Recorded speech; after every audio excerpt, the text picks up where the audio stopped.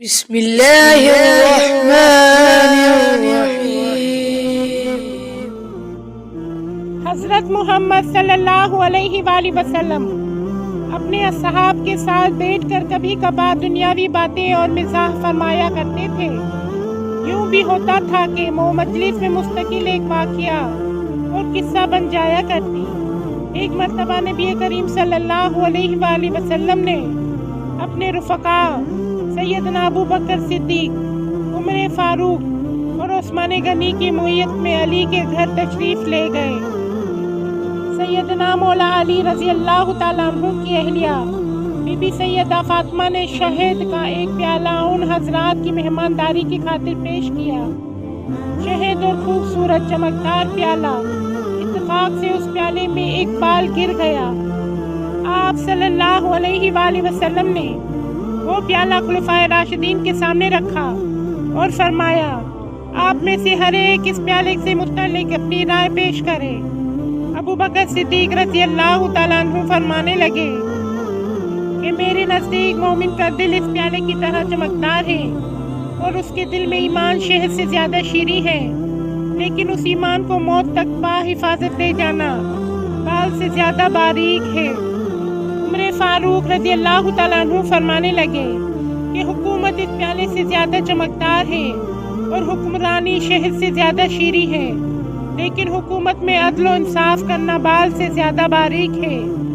عثمان غنی رضی اللہ تعالیٰ عنہ فرمانے لگے کہ میرے نزدیک علم دین اس پیالے سے زیادہ چمکدار ہے اور علم دین سیکھنا شہد سے زیادہ میٹھا ہے، لیکن اس پر عمل کرنا بال سے زیادہ باریک ہے۔ مولا علی رضی اللہ تعالیٰ عنہ نے فرمایا، میرے نزدیک مہمان اس پیالے سے زیادہ چمکدار ہے اور اس کی مہمان نوازی شہد سے زیادہ شیریں ہے اور اس کو خوش کرنا بال سے زیادہ باریک ہے۔ سیدہ فاطمہ رضی اللہ تعالیٰ عنہ فرمانے لگی کہ یا رسول اللہ، اگر اجازت ہو تو میں بھی کچھ عرض کروں۔ آپ صلی اللہ علیہ وآلہ وسلم کی اجازت دینے پر فرمانے لگی کہ عورت کے حق میں حیا اس پیالے سے زیادہ چمکدار ہے اور اس کے چہرے پر پردہ شہد سے زیادہ میٹھا ہے، اور غیر مرد کی اس پر نگاہ نہ پڑے، یہ بال سے بھی زیادہ باریک ہے۔ کیا خوب ہی محفل تھی!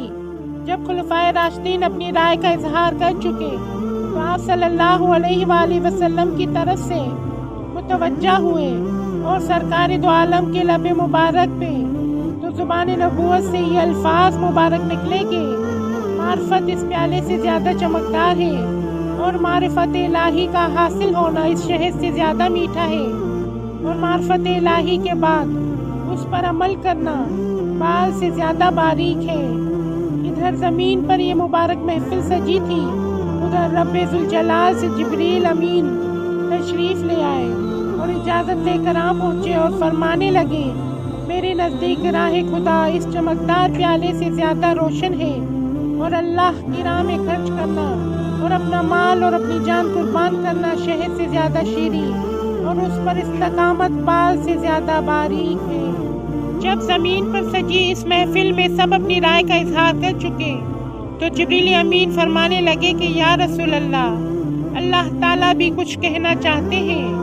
فرمایا کہ جنت اس پیالے سے زیادہ چمکدار ہے اور جنت کی نعمتیں اس شہد سے زیادہ شیریں ہیں، لیکن جنت تک پہنچنے کے لیے پل صراط سے گزرنا بال سے بھی زیادہ باریک ہے۔ بلا شبہ یہ مجلس بھی مبارک اور ہر ایک کی گفتگو بھی مبارک۔ اس مجلس میں جہاں آقا نامدار صلی اللہ علیہ وآلہ وسلم تھے، وہیں صحابہ بھی تھے۔